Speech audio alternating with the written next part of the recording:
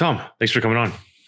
Hey, my absolute pleasure. Is this all right, me speaking to you from behind a pop shield? Is that too much? I don't know. Being a podcaster myself, I kind of feel it's important, but that's up to you. Yeah, no, I think it's good. I think like it adds a certain enigmatic quality that's interesting.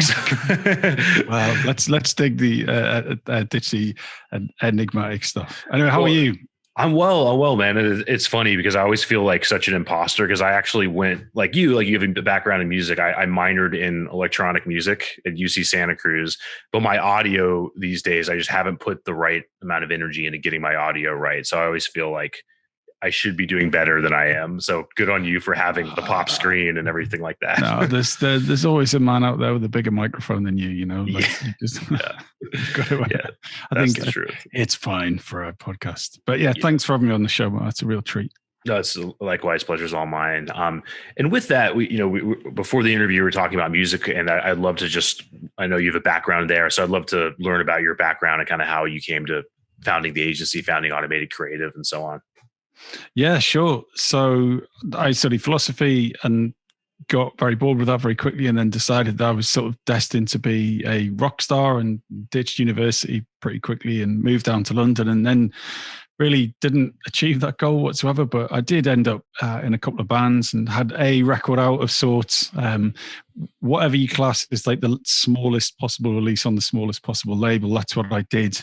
And I actually got a royalty, or it's not a royalty check, an advance on this album, and it was for £90, like 90, and that was my sum total from making money from music in a 10-year period. So I don't know what that works out per hour, but it's not great. And that sort of whole career nosedived, and then I fell into working as a chef. So I was a pasta chef for years, and then I met someone there who worked. She said she worked at a mobile agency, and I was like, a what? No, what?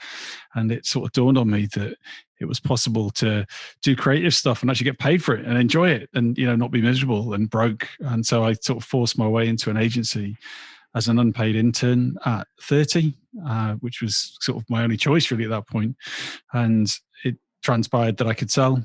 So I enjoyed speaking to people. I think we're spending a decade or so on stage in some very tight situations, doing some rough gigs.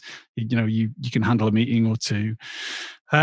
And then it was a design agency called VI, then moved to the digital agency called Skive. And then I was at We Are Social as the innovation director. I was there for many years.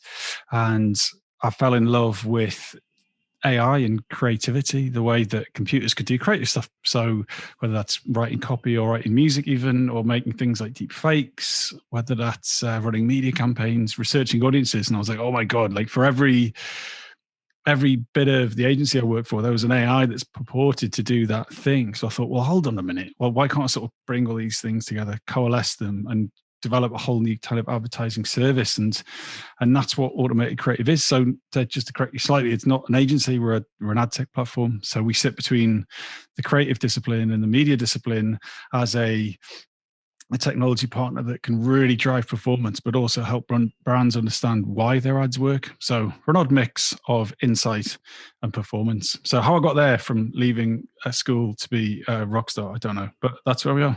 Yeah, that's great. I definitely want to get into AI. And it sounds like it was an incredible journey. And that even if you didn't make anything but $90, there's probably priceless experiences in there. And it echoes in some ways a little bit of my experience. I don't think I got as far down the music path as you did, but I was, always playing in bands, wanted to do that in college. And then, moved on. My first gig was at an ad agency that was essentially founded because the founders saw the writing on the wall of the music industry and were like, this is all going to fall apart. So they started an agency, and then the early clients were all the big labels and that kind of thing. And so it's funny. I think there is like a interesting connection between the music industry and the ad space. I think that it's that story. You hear versions of that a lot. I tried to be a musician and then I ended up in an agency. I tried to be an artist, that I ended up in an agency. So it's definitely interesting. So to zoom back a little bit. I think one of the things that no musician will tell you or realize even, and especially front people, you're salespeople. That's what you are. That's what you do. You're selling your experience of life through melody and rhythm and words, so that someone else, quote unquote, buys it or responds to it, or literally buys your record. You're selling your version of life or your interpretation of your experiences, be them made up or real. And that's what a tour is. You tour to sell the album. You're a traveling salesman. But that's, no one wakes up at 50 and goes, I want to be a traveling salesman. Well, maybe they do. But that's what a musician is to a degree. And certainly with the way that we see musicians' lives playing out on TikTok or Instagram or whatever it is, you just you're selling you as a product. So I think it doesn't surprise me that you're going to bump into musicians who had a previous life on the road and now work for agencies selling cans of beans and cars and stuff. Yeah, totally. And I think everything becomes easier if you can steel yourself to like getting up on a stage and performing for people. Like the idea of getting on a sales call or pitching something in a meeting is definitely a lot easier. So with that, you were talking about being at We Are Social. What made you strike off on your own, and how did you go about doing that? So I had that idea of coalescing all of those different AI skill sets together. And I'm a strong believer that ideas are, this is a bit wanky, but ideas are a bit like water running down a hill, right? Like if it's a strong enough bit of water, it will make itself over everything. It'll flow and flow and flow. Whereas if it's not a very strong bit of water, it'll stop. And same like an idea. Like if an idea is strong enough, it'll go past all the rebuttals you get. And the rebuttals that come from yourself going, oh, that's not a good enough idea. But if you wake up thinking about it the next day and then you tell it to someone else, and they're like, oh yeah, so this idea will grow and grow and grow. And eventually I got the confidence to pitch the business purely conceptually to a couple of very major brands, people I was very friendly with. And I just said, look, if I go and do this, would you pay for it? And they're like, yeah, we give you 30 grand to do that. And I'm like, 30 grand? Wow, I can live off that forever, So I had, two very large brands under my belt, and then I was on a sabbatical from Real Social. And I thought, look, if I can make any money in 3 months, in the unpaid period, then there's probably something in it. And every meeting I had, people were like, yes, it was dead easy to sell. People were really into it and excited and enthused about it. And we made money.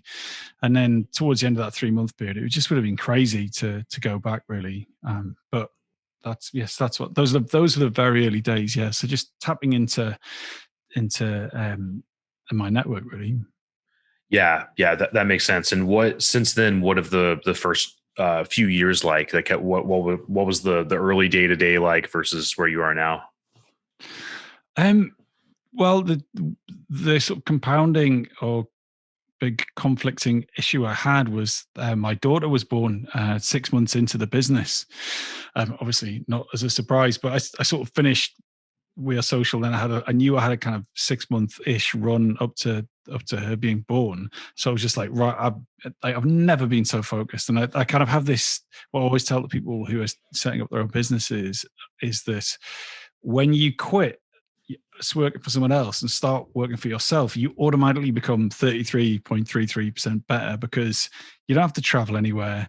You don't have to even have a shower. You don't even have changed. You don't have to go to any meetings about the Christmas party. You don't have to fill in any timesheets. All of that guff that is an important part of running a large organization just isn't your consideration. So that every minute you spend on your business, you get value back. Whereas sometimes you can work for someone else and you can spend weeks or days or months or maybe even years pedaling away at something that never sees the light of day or never works. But when you're doing it for yourself, because you're should be focused and organized, that everything you do has an immediate payback. And that's what was really exciting about doing the business in the first few months, was just going, right, okay, I'm going to get a meeting, I'm going to do the deck, I'm going to win the work, and I'm going to try and get that work out of the door. And that's all on me. And I found that really energizing and exciting. Obviously it's different now in a very different way, but those were the early days. It was just like you won everything you fought for. And the feedback was really strong.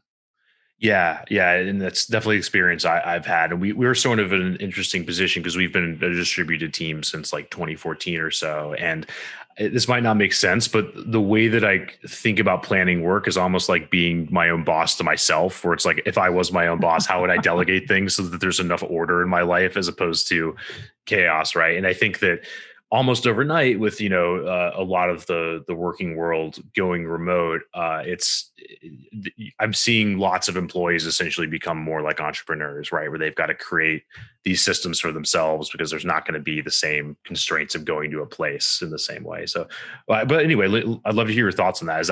Do you see that happening with your clients or others in your world, or how is that playing out from your perspective? Do you mean like working remotely or? Yeah, working remotely and the way in which work is happening and the way in which you're thinking about work, if that makes sense. It was kind of weird. Like that, we've been going for 4 years or so, and the first year we worked remotely, and then the second year we had an office, and then COVID happened. So we've been remote for much longer.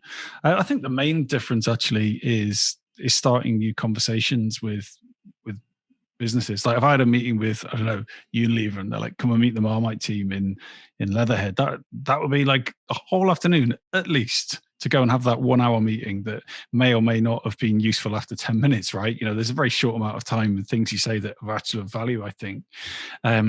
So now I can do 5 of those calls in an afternoon, or 10 of those calls in a day, or I can do, like I pitched for a large global client at 2 a.m, and they were just like, "Are you ready? Do you want to get up at 2?" And I'm like, "Yeah, man. If it's going to make the difference, I'll get up at 2. I'll just be a bit tired the next day. And you might like I'll stay out drinking till 2 o'clock before I had kids. So why not do a meeting at 2, right?" So I did that. So I love that. I genuinely like that. The style of forming new relationships with far less investment. I think you can still connect with people. I think you can still have a laugh. You can still have some form of intimacy and bonds. All of those things are still possible through a video call. It's different, but in terms of what I need to do as a business, I prefer it like this. Right. That makes sense, and you save a lot more time and all those things. So, I think what you're doing is like different and compelling, and I think that for a lot of our audience, who are agency owners and executives and so on, that are like jumping between fires, trying to solve problems a lot. The idea of building proprietary technology to lead on, in addition to everything else, it might be a little bit intimidating and so on. So I'd love to hear, like, how did you go about building this thing while also, onboarding immediately big accounts and so on from there? Like, how did you approach that effort? Well, we pivoted the business model. I mean, originally what we were doing was we were a kind of umbrella business that pulled together a bunch of partners. So a brand would go, "I've got this problem, here's the brief." And I'd go, "Oh, cool. I know like an AI-driven copy company. I know an AI-driven music company. I know AI video, whatever." So I'd say kind of build a kind of super team and then deliver that project.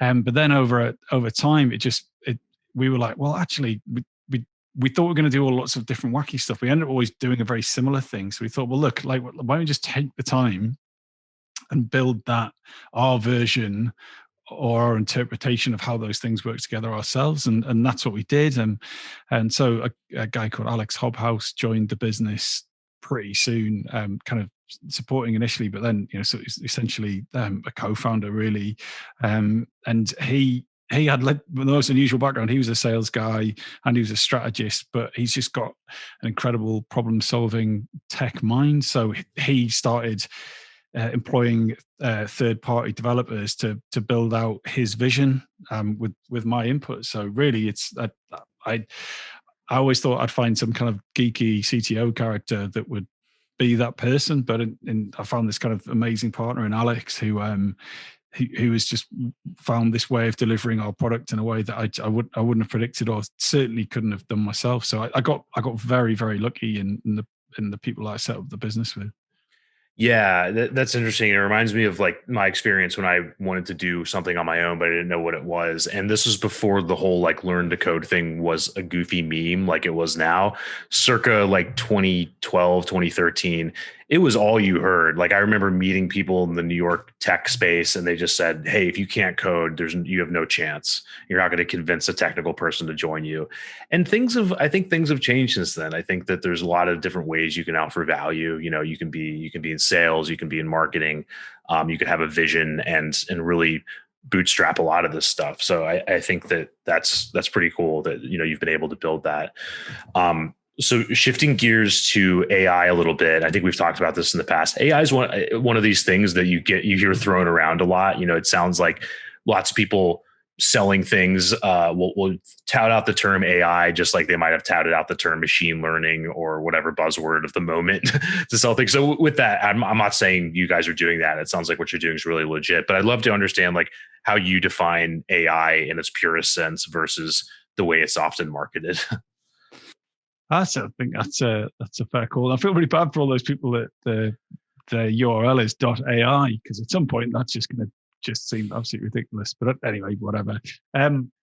So my vision was to have this purely AI made advertising service, right? Where I don't know, a brand would talk to a voice skill, go, Alexa, I need to sell some dresses to whoever in whatever market, and then the machines would all sort of like talk to each other, and then out the end would come like the perfect ad. Like we are so far away from doing that. It's embarrassing, you know.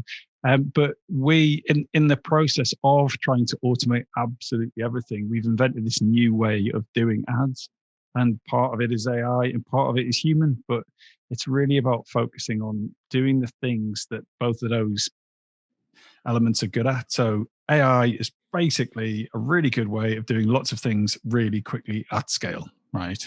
And what it can do is predict based on everything that's happened before, right? Those are the kind of sort of two things that it's good at.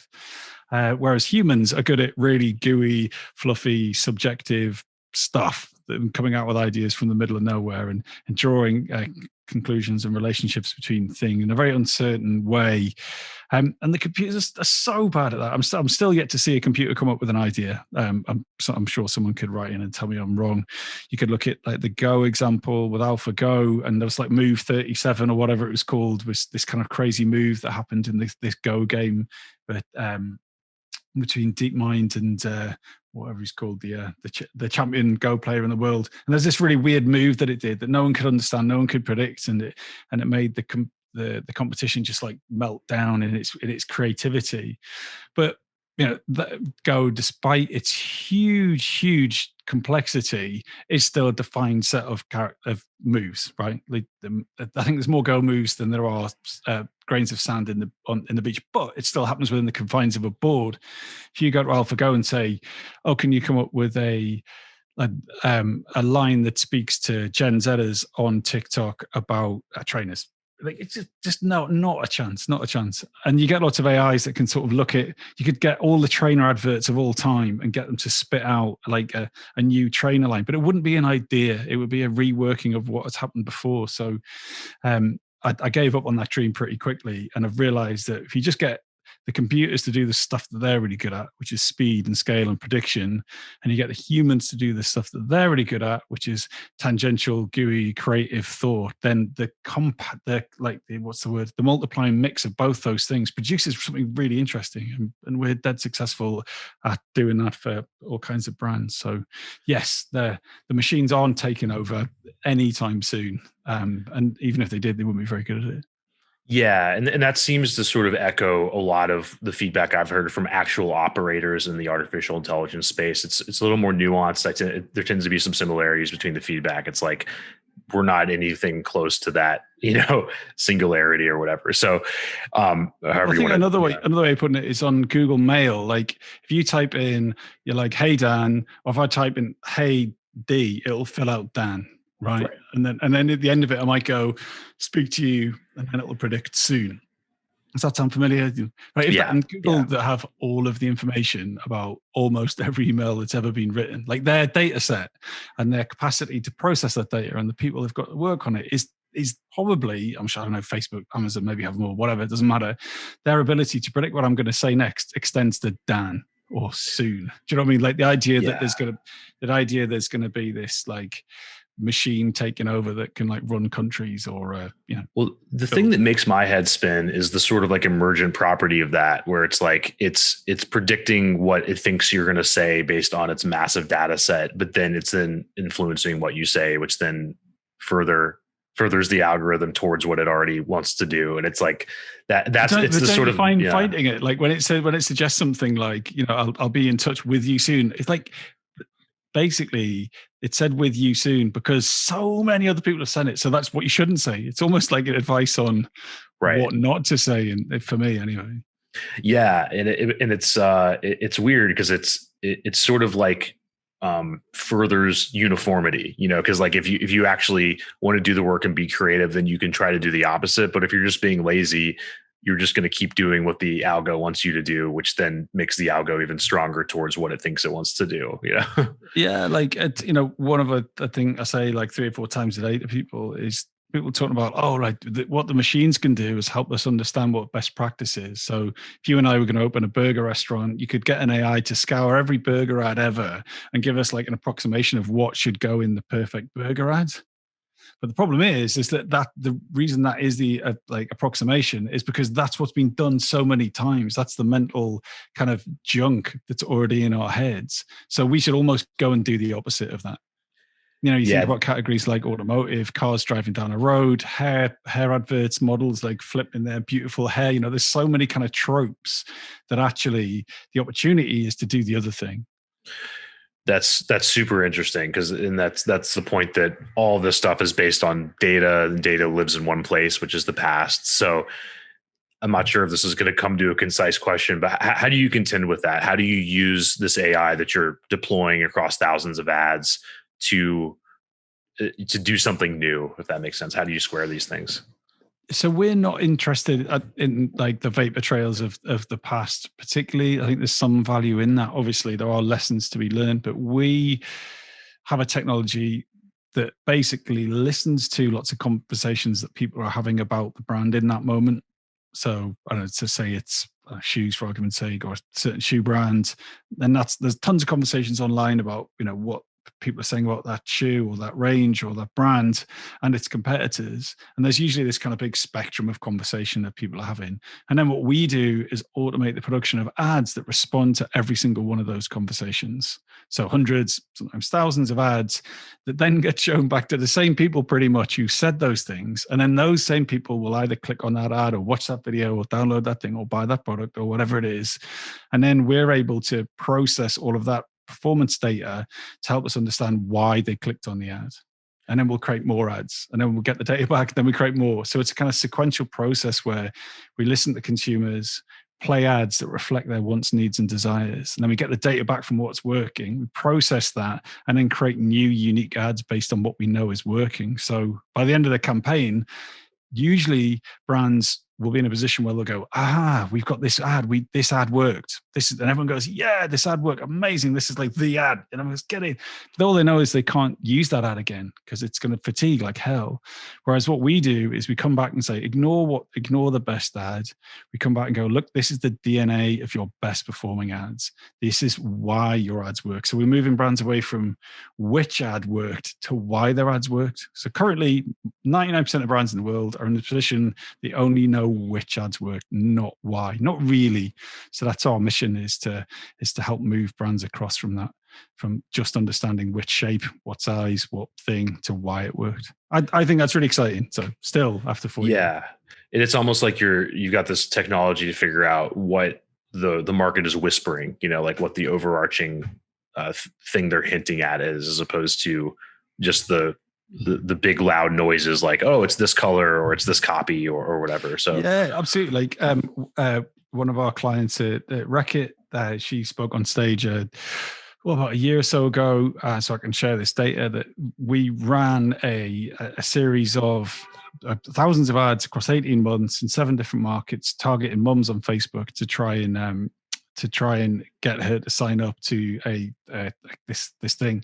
And it transpires the best thing you can put in an infant formula ad targeted at a mom in Mexico is in fact a dad, which is crazy, right? But because you think, no, best practice, you can have a mom, you can have a baby. But actually what stood out, what separated itself, the brand from the category, was having a dad and a baby in there. So our instinct as humans is always to do as little cognitive effort as possible. So we're like, yeah, baby milk ad, right? Yeah, let's just get a mom in it and a baby. Of course, that's what you do. However, if everyone's doing that, if everyone's doing the same thing, if everyone's following best practice, everyone's just copying each other. If everyone's copying each other, then no one's marketing. Marketing is the practice of standing out from the market. So if everyone in the market is doing what everyone else in the market is doing, then no one's marketing. So we use the data to work out like, okay, what happens if we put a dog in a baby milk ad? We haven't done that, but if we put a grandparent in versus a child, is it two kids? Is it, are they eating? Are they playing? Are they painting? Whatever it is. So we can start testing hypotheses about the audience through doing tons of ads, and then feedback to the brand and go, look, it's not our opinion. This is the data. This is the fact. This is what the market wants. Yeah, that's fascinating. And it reminds me so much of the guy that I never shut up about in this podcast. So all of our listeners are probably sick about me talking about him, which is Rory Sutherland from Ogilvy, who wrote a lot about the sort of irrational behavior of people and markets on a mass level, and the idea that the opposite of a good idea can be yet another good idea. And we see this playing out all the time when we're doing B2B outreach for clients, where sometimes it's people are talking about features and benefits and all these things, and honestly, like a 2-line email that just says, hey, we know this person, or not even that, just saying, hey, what are you up to right now, will get a way better response. And then you could also have a page-long email that looks ugly, and then that could do really well too. So it's really interesting. And I guess one question with that, so if we can think about that case study you mentioned with the baby milk ad, if I have that right, what did it take to come to that realization? Is there somebody on your team that was looking at this and was like, oh, what if we put a father in there instead of a mother? It still seems like it requires a lot of human interaction. So I'd love to kind of understand your process a little bit. Yeah, absolutely. So it's always a trade-off between humans and machines, right? So the first thing is we do the social listening piece, or we analyze search behavior or Amazon keyword behavior, or look at Google Analytics. And a human uses a machine, usually some AI, to go and scour all of that stuff and pull it all together. And then a human has to go, oh, well, what's interesting about this? And so we pull back a whole bunch of conversations that are happening about the brands. And then we need to overlay that with what the brand stands for. So quite often there'll be conversations about stuff, then it's political. And there's very few brands that want to get into politics, right? So we have to kind of ignore all this stuff that's talking about politics. Okay, well, what's left over? What can we talk about? And so that's a very human gig. And then we go, right, we'll do ads about this, do ads about this, do ads about this. And then we automatically generate the ads visually and run them on Facebook or Google. And obviously Facebook and Google have their own AIs and algorithms in there. And then that feeds back into our system that then identifies what is the DNA of the best performing ads. So not what is the best performing ad, but what shows up most often in the ads that are performing best. And then a human goes, okay, well, we have like a dashboard, obviously, but someone has to crunch it. And I think that's the yes, we've got this amazing technology that we built, but the real exciting bit, the real skill, is the human being able to think about ads at scale. Yeah, that makes sense. And with the political element, and if you don't want to go into it, that's fine. But it's super fascinating. Are there any politically inconvenient or politically incorrect realizations or observations you've had from these ads that you can talk about? No, not really. I mean, it's unusual. The most usual thing is that the unusual thing works. And we deduce from that, as I said before, is that it's the unusual thing that makes you stand out. I mean, there's a bit of an argument with advertising. I think it's called, someone mentioned it the other day, that like, I don't know, if like you're a car brand, you should just have car ads out to just get your car on an ad, have it driving down the road, have it look nice. It really doesn't matter, because people buy cars so infrequently that when you walk and you go online and type in car, $100,000 or whatever, like Hyundai or whatever, or they're just in there. So it doesn't matter. Like, you drive past a billboard and it's got like a picture of a bottle of Coke and it's just some good looking person drinking Coke on a bench. It's not an idea. There's nothing interesting in it. But if you do that enough, it'll just keep Coke in a certain place. But that makes it very easy to get our ads to work much better, because it's in a social context or in a display context, we can come up with ads that fight against that normality. So the more brands follow the median, the easier it is for our clients to stand out and compete with that.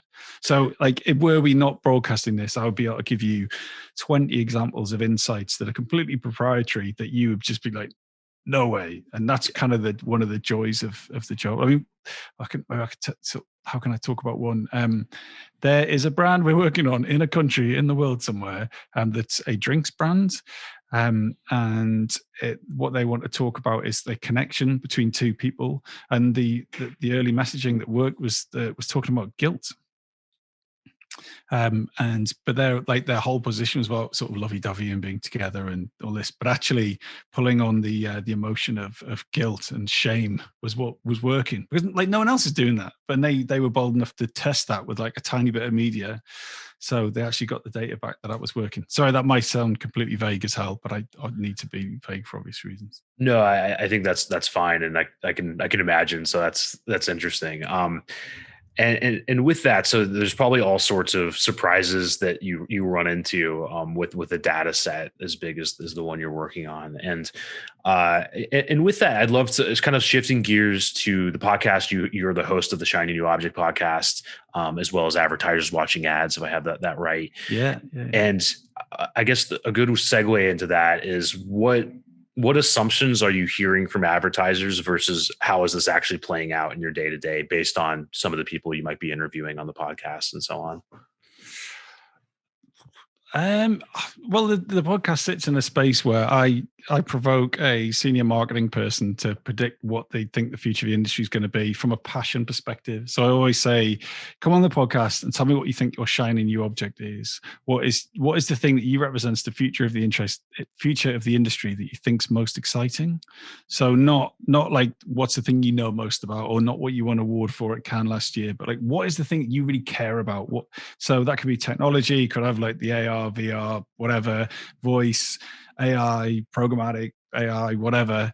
But people also talk about mindset stuff. So whether that's meditation, whether that's extending parental leave in the US, really kind of more softer stuff. And so I get a blend of both of those things, but I do genuinely see those things play out, because I think that advertising sort of writes its own future. Like, if you're a huge CMO at HSBC or Bose or somewhere, and you decide that the future's all about voice tech, that will have a knock-on effect to the rest of the industry that will allow that technology to kind of step forward. So I don't think I've answered your question very well, but yeah. I think that the seniority of the people that I get on the podcast means that the thing that they're really passionate about, they will actually action and follow through, and in some ways will evidence itself in advertising.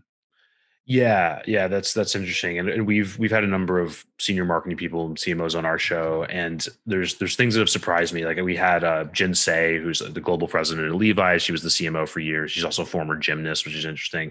And the thing that surprised me was, I think a lot of the times as consumers or whoever, lay people, we kind of assume that certain brands are successful based on like foregone conclusions. Like, for example, Levi's, I was like, well, Levi's is just like part of the woodwork. It's not going anywhere. It always is. It's like water or electricity. It's almost like a utility.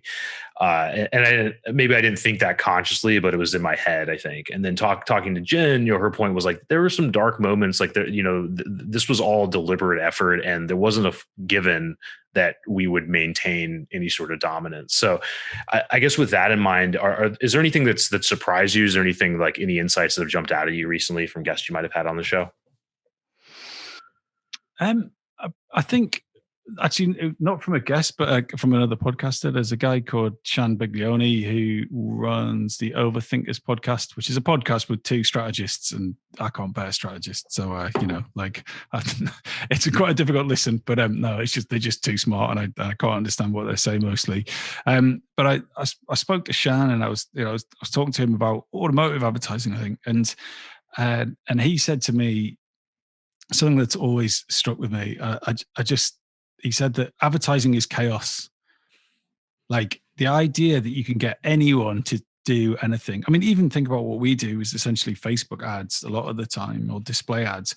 We're trying to get people off Instagram. Have you ever been on Instagram, right? Do you know what I mean? Like, it's some of the best creators in the world trying to do everything to not get you off Instagram. And you've got like 7 images of a product and 7 copy lines about some toothpaste or a can of Coke or a shoe. And you've got to get them away from the best content in the world and onto a website. Are you kidding me? Like, the ask is insane. It's mental.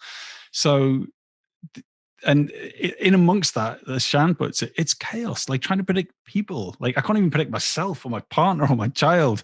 The idea that I'm like really effectively influence someone. It's such an interesting aspect. We work on a lot of alcohol clients, and I find that such a fascinating category because if you and I go for a beer, right? Like I like IPAs, like all that hipster stuff.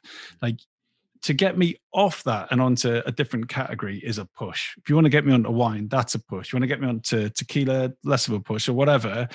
But to get me off beer is difficult. To get me onto wine is hard. But to get me on a specific wine, oh my God, like how is that even possible? You know, so I think that's the thing that the comment that really stuck with me, that we are dealing with chaos, and trying to get anyone to do anything is very hard, but doable. And I think that's what makes it such an alluring and fascinating industry to work in.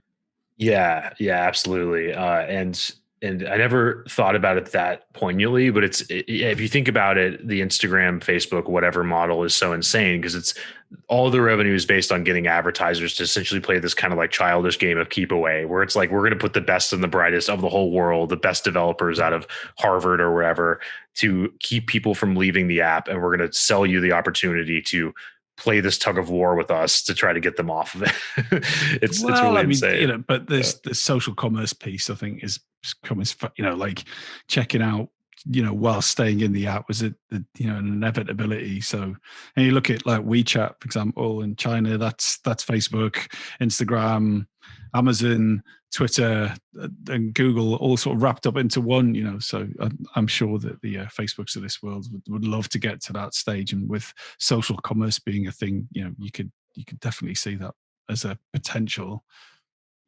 Yeah, that makes a lot of sense. And kind of getting towards the end of the time, Tom, I'd love to just learn a little bit about what are you working on these days? What's getting you up in the morning, and then so on. What is getting up in the morning is me getting up before my daughter gets up. My current strategy is to really get up at the crack of dawn and get a couple of hours of work in before she shows up, and it brings her own level of chaos. What am I working on at the minute? Outside of delivering for clients like, who are we working on at the minute? Diageo, Danone, Mondelez, doing some stuff with Bose, with cancer research here in the UK with Mars. Like I think we got an incredible amount of work for, you know, a sort of data-centric small team. But the labor of love is the podcast Shiny New Object. But also I do a weekly show called Advertisers Watching Ads, where I get 4 brands to come on a Zoom call and critique someone else's ad. So they don't know what the brief is, what the budget was, or anything like that. But it's just an opportunity for people to flex their view and their creative muscle, and their analytical muscle into like what they thought about someone else's work. And so going back to where I was at the start, like I'm a shameless performer. I don't have the discipline to be a great performer, unfortunately, but I enjoy doing it. And I always crave some sort of opportunity to be on stage or on camera and to meet people and to learn from them is the absolute joy of joy. So a mix of very hard work for great clients, but also doing some fun publishing content alongside it. Yeah, that's cool. And I think one question I get asked a lot is sort of just like, if agency owners and others will be like, hey, you put out so much content. How are you doing this? Like, how are you managing your time? And I'm always like, sort of like, it's not that bad, because I'm having these conversations a lot of the time anyway. And it's simply about recording them and putting some team around producing them. But you've got 2 shows, which is interesting, plus managing this emerging technology and so on. So I'd love to just hear, a little bit about time management and kind of how you structure things, if you don't mind. Well, in amongst all of this like need for attention that I talked about before, was I did stand-up comedy for a bit, and I wasn't funny. I was awful at it. And I think I did like 200 shows, which sounds like a lot, but it's not. I mean, in comedy terms, that's like a good month, but I did that over a couple of years and absolutely loved it. But what you learn, or what was taught to me, was that your set is exactly predicted. Like every word is exactly the same. And what you change is the order of those words, the timbre, the speed, how you hold the microphone when you stand on the stage, what order you do all the different bits in.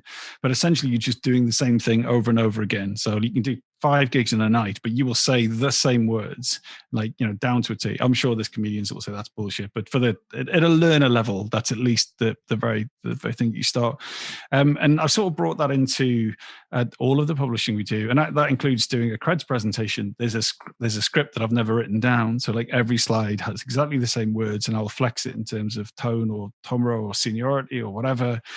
But it's the same with Advertisers Watching Ads. Like the questions are the same every week. The podcast questions are the same every week. So I send them over to the person and say, look, can you answer these questions? And then I go, so blah, blah, blah. But I do it with genuine interest, but I don't have to spend 5 hours researching. The person will come on the show and go, my shiny new object is self-driving cars, for argument's sake. Like, I'm not going to research self-driving cars. I'm just going to ask them, so tell me, what is a self-driving car in your eyes? And then we have the kind of conversation you'd have at a conference where you're like going, oh, tell me more about that, as opposed to me trying to show them how smart I am because I've done 10 hours work. So very, very little effort goes into two very, very highly functional and, well, successful is the right word, but I've done 150 episodes of one and 55 of the other. But I enjoy it, man. Like it's the highlight of the week. So it's my counseling, it's my therapy, it's my mentoring, it's my networking, it's my marketing, it's all those things wrapped into one. So for those people who think it's a waste of time, try and tell me something else that could deliver that much value in half an hour's work. Yeah, that's a really good point. And I think that it's something that a lot of other people should consider doing, assuming they have at least a little bit of the entertainment gene, hopefully. So no, you just need to think you have, like I have, whether I have it or not, it's someone else's decision. Yeah, good point. It makes a lot of sense. And Tom, with that getting towards the end, how can people follow what you're up to, get in touch, etc.? LinkedIn would probably be the easiest one, or my email is tom@automatedcreative.net. If you want to be on one of my shows, brilliant. If you want to work with us and make your ads work really well and learn loads about your audience, that's fine. Or if you just want to talk about the Beatles and 60s, 70s rock and soul, I'd talk about that all day as well. Yeah, it's a good 4 hours right there. So Tom, thank you so much for your time, man. This was a lot of fun, and hope to get you back on again. Yeah, pleasure, man. Thank you. Yeah, likewise.